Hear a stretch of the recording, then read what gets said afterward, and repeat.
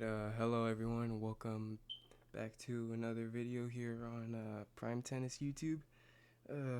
Today we are going to be looking at point of contact. Okay, so I think point of contact is super important because it varies when you're trying to. It varies depending on what you're trying to do, right? I think for the most part, typically there's a point where the ball is like, arcing, right? So the ball comes, right?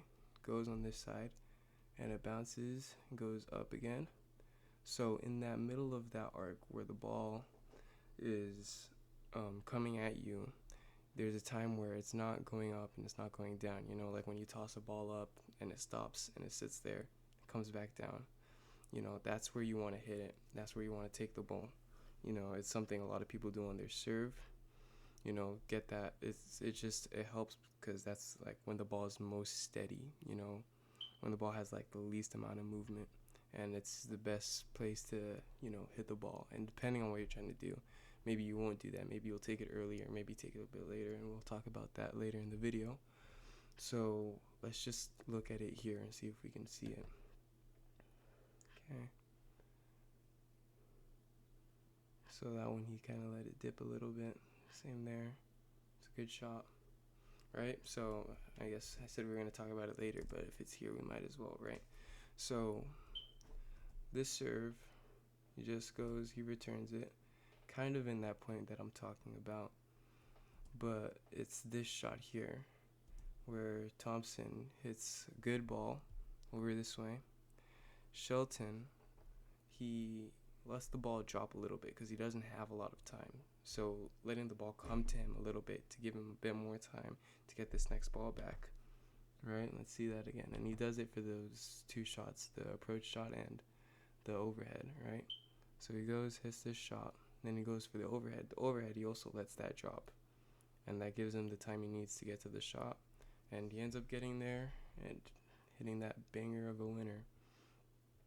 So that's what I said, that's what I mean when I say the contact point, it varies depending on what you're trying to do.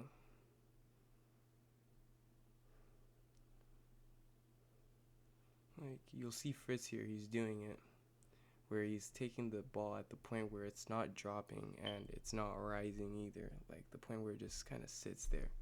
Okay, that one was a bit early, but let's watch him here. That was good, right? That was a little early. That was perfect.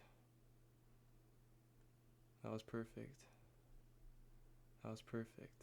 And then Ben ends up hitting that banger of a winner. Half Warren's insane. But do you kind of see what I'm saying here? With like, I don't know, it's hard to describe it on this screen. But like, you can just imagine, you toss a ball up and it just stops moving for a second and then it falls back down.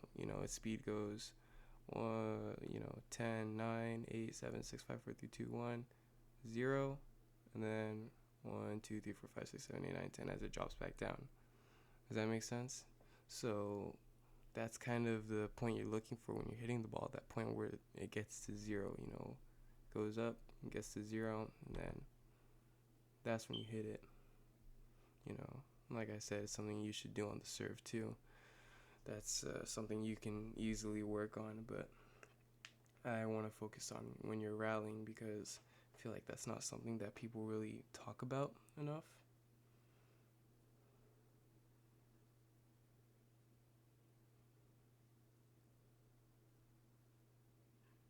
Crazy winner.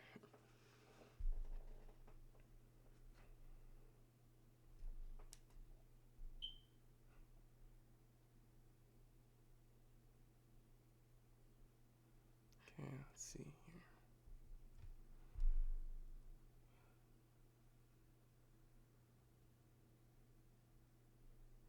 Wow. It's not what I'm looking for though. It's amazing shots, amazing points, but it's not what I'm looking for.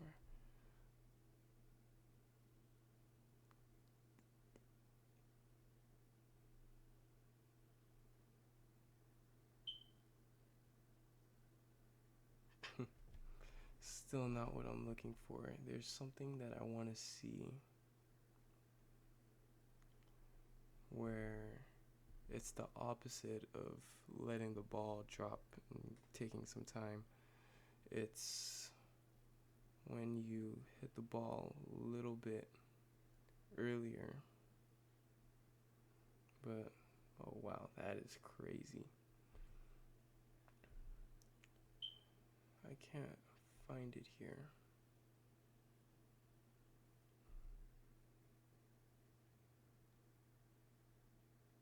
Okay, here, Ben did it here.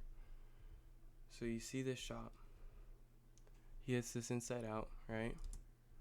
Korda, he gets it back around this area. Ben, he sprints over here and he gets the ball a little bit early because Korda's out of position. You see him deep here and out wide. So right now, Ben is getting ready to hit. Korda's over here. Instead of going back here and letting the ball drop or even just taking it when it's at that peak moment that I'm talking about, he takes it a little bit early. That way he can take time away from Korda, because if he goes back here, Korda is going to have time to recover and get this shot back. But because Ben takes it a little bit earlier, Korda just has no chance. There you go.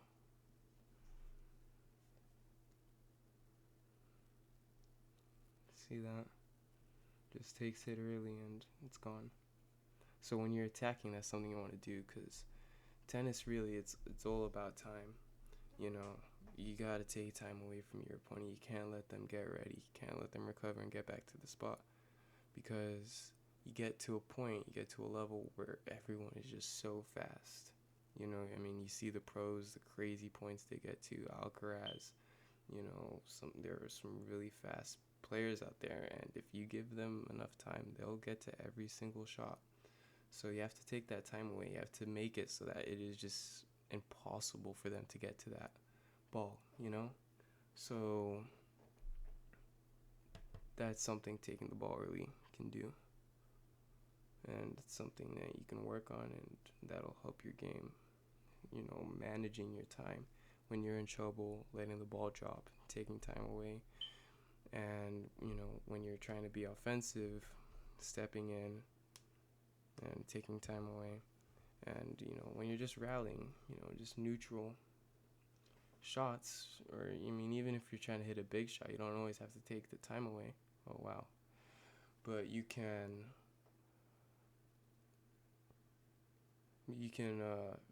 just hit it at that peak moment and you get your optimal shot. Does that make sense? So those are just some things that you want to keep in your mind while you're playing. You know, and something here on this shot, you can see it very well. Where this Steen guy, he's doing it very well, is there's another benefit to letting the ball drop, right? Because as the ball is dropping, your racket head, you know, obviously you hit from low to high, and because they're going in opposite directions, that allows for really heavy topspin, right? So when you're on the defensive, or you're just trying to hit a heavy topspin shot, that's something you can do. You can step back, let the ball drop, and then brush it on its way down, and you'll get heavy topspin like this guy's doing here. So return, you know, he's standing really far back, gets this shot, you'll see he'll wait for it back there. See that high follow through, he's going up on the ball while the ball was coming down, and this shot, even though it's not deep, it's not powerful, Ben is hitting it all the way back here, and it's pretty slow, so he's able to go around it. But I mean, that wasn't a very, you know, good shot, because, you know, it was slow and short. But typically, you know, you'll get a high, heavy topspin ball, and if you can get it deep, it's going to be a really good shot, and it might even put your opponent in a bit of trouble, or at least keep them at bay, you know. So he does it here on this shot too. That one was deep, and then a dropper, and then Ben gets it and hits a better shot. But you see what I'm saying, where, you know, letting the ball drop and getting that topspin, and like I said before, this stuff you can apply to the serve. If you're trying to hit a kick serve or high topspin, kind of serve, you can toss the ball, let the ball drop a little bit, and as it's coming down, you just brush up on it. You get a crazy spin on your second serve, you know. So that's it for this video. Thank you guys for watching. Hope you guys will come back. Please like, subscribe, and please comment. You know, I would like to get feedback for my videos, see how I can make them better. You know, I'm new at this, so anything helps. And thank you. Have a good day.